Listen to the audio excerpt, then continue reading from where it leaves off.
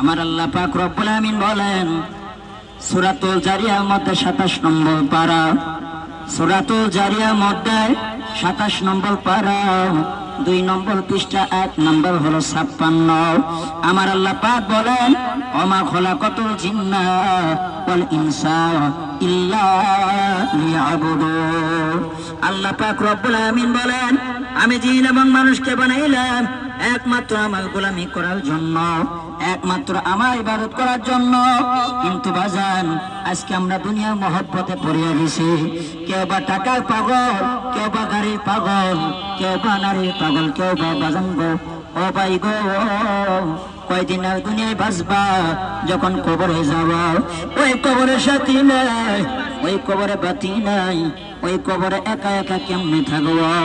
এই জন্য আমার বাজানদেরকে বলবো ও মা, তোমরা যারা বাড়িতে যাইতেছ তোমরা যাওয়া আসার পথে অন্ধ এতিমকে একটু দান করে যাও। ও মা আমি তো আপনাদের সন্তান, কারো বা ভাই, কারো বা সন্তান। ও বাজান গো, এই জন্য তোমাদেরকে 2টা পাল দিয়ে বলে যাও বাজান আজকে গুনাহ করতে করতে অন্তরটাকে কালো বানা ফেলাইছ।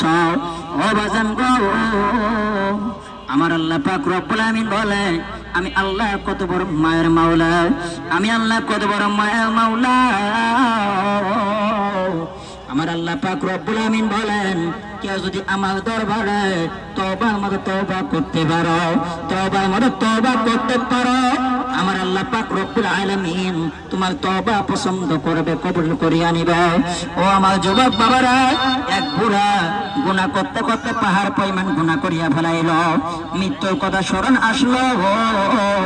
তারপরে বাজান মৃত্যুর কথা যখন স্মরণ আইসা গেল, বাজান আল্লাহর দরবারে কান্না করে আল্লাহ ওই অন্ধকার কবরে কে নিয়ে যাব,